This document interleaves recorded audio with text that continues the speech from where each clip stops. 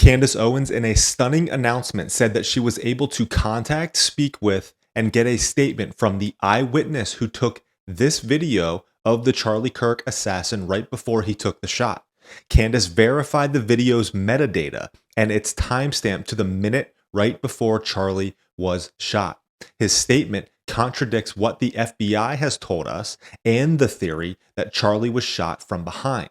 I wanted to get this video out as soon as possible, though, because this lines up with all of the intel that I have received as well. Thanks to all of you who have reached out and submitted tips, especially you military members, hunters, and sniper rifle builders. You know who you are.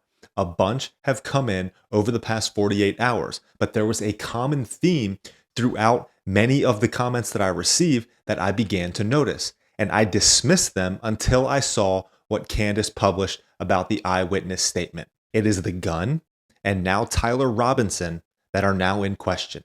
Let's get into it. I'm Zach Costello. Political commentator and journalist Stephen Gardner did a walkthrough of the UVU campus and retraced the steps that the FBI has told us that Tyler Robinson allegedly took to get on the roof. He walked up this stairwell, which you can see the camera right there. This gave us the initial camera screenshots that the FBI released. And he then describes the eyewitness view right here. Watch. So a student comes in late for the Charlie Kirk event, and he zooms in right here past the Spark Automotive over to the Los or the Losi Center, and he sees somebody run across the roof. It looks like Spark Automotive, but there's actually a big green belt and a sidewalk in between the two buildings.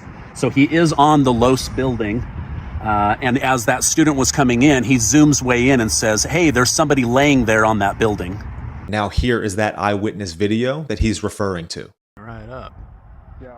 You think he'd already be in place? You would think that. So there's somebody on the roof right there? Just saying. Huh.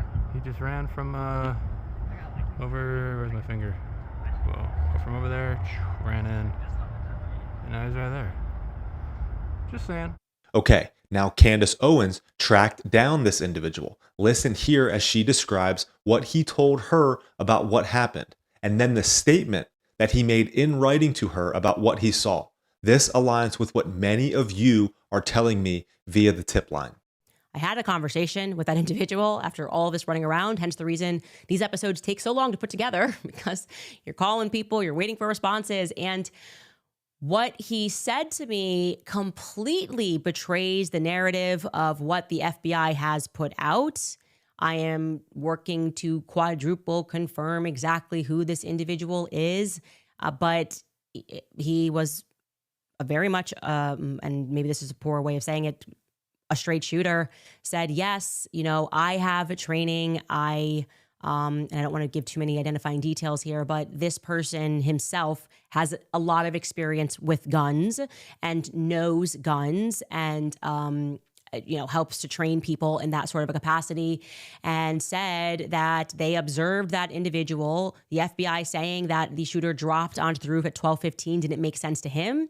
He said earliest it was 12:22 that the individual ran across, set up, took the shot. And I said, well, you must have been there, because he then sends me I wanted to see all of the metadata of when he took that footage. And the metadata begins at 12:22 and goes into 12:23, the very minute that Charlie gets shot. And he says, yeah, I saw the shot. I had just stopped recording about 20 seconds before the shot rang out. And he said that he told them a description of what the shooter looked like. And it was not the description that the entire world received less than 24 hours later of this person, Tyler Robinson, wearing jeans. I said, was he wearing jeans? He said, no. Actually, this person was dressed in tactical gear and he was wearing a face mask. And he said, according to him, and like I said, he has a lot of experience with guns, that this person looked to him like a foreign agent. I don't know if he's wearing all black, how he got that, but he said he was very certain that this person was skilled, knew exactly what he was doing, and was highly trained, like a highly trained assassin, so to speak. Okay. He then says something else As soon as George Zinn got arrested and that started circulating, he ran to someone on campus and said, "This is the wrong person. I observed this person with my eyes. You have the complete wrong description. The person you're looking for is wearing tactical gear and is obviously young because I watched him sprint back after taking the shot. I saw this with my own two eyes. And for whatever reason, that never made its way out that we can see of a description of a person wearing tactical gear. We're kind of left with this idea that he was wearing the now infamous veterans shirt with the American flag on it and some jeans. So he also said something that we had not heard, which is that he knows guns, and the gun that the FBI found was not the gun that he saw, that the gun that he saw was smaller. And I'm going to read you directly a text message that he sent me, again, protecting his identity. He said, "Watching the video of the impact, hearing the sharp crack instead of a big hunting rifle's boom, and seeing what looked like a shorter rifle platform, albeit with the absence of the shape of a standard 30-round magazine, the assassin may have used a 10 or 20-round magazine, only expecting to shoot once or twice. I would guess that he was shot with a Hornady V Max or similar lightweight 223 bullet designed for very rapid expansion." Of course, I don't have access to any autopsy reports like you might, but if they found small shards of copper rather than one large copper-coated lead slug, that's the gun and bullet I would expect was used. First and foremost, this eyewitness claims to have seen the shot. He saw it fired. This means Charlie was shot from the front and not the rear. As many of you all have said, who are very familiar with guns, this front shot, given the sound of the crack and lack of exit wound, must have fired a 223 or 22 caliber bullet. When I saw his statement, I couldn't believe it because so many of you have been saying the exact same thing.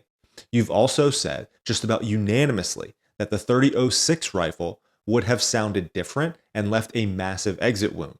Now, what does this mean?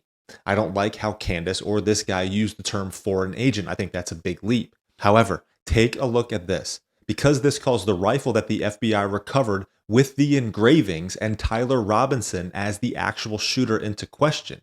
Given this, and what I'm about to show you, I have high levels of doubt that Tyler Robinson is the actual shooter.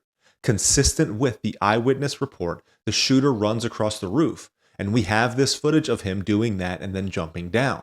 He's holding something in his hand, and it would align that this is a smaller gun than the one that belonged to Robinson. He is wearing dark clothes. He has the backpack on, so laying down in the prone position on the roof could certainly make it look like he was wearing tactical gear. But it's these images here that are just not lining up for me.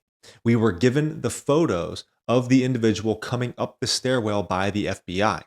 It would be nice to see that video so we can compare Tyler Robinson, his face and mannerisms, to this police body cam footage that I have now spent hours looking at and analyzing. I was trying to see Tyler Robinson from different angles, from the side and the back, to see if I could match the profile that was given to us. Does this person look like this person? I put these together for you so that we could compare the side by sides. It's the lips and the chin structure that I just cannot get past. Look, I'm a reasonable person. I really feel that way. But I just feel like this is not the same person. Maybe I've been looking at this for too long. Let me know what you guys think. But if the gun is in question, Robinson is in question. And that has very important implications. That could mean, that the whole transgender engravings and anti-fascist narrative isn't true. That could be a distraction. From what? I don't know. But I've seen others say that questioning these things is divisive, and it stains the memory of Charlie. Like Charlie said about Trump's assassination attempt, he wanted to get to the bottom of every single little detail. I think he'd want the same here if it were anyone else that this happened to. You know what's divisive? The narrative that left-wing rhetoric incited a violent trans terrorist to assassinate a conservative leader. What if Tyler Robinson's gun wasn't actually the gun used and he didn't take the shot? The conspiracies that so many say shouldn't be talked about are simply trying to tie up loose ends and get questions answered that haven't been. Does honoring Charlie's legacy mean being a sheep who believes everything the government tells us? No, thank you. How has that worked out the past 5 years? I'm Zach Costello.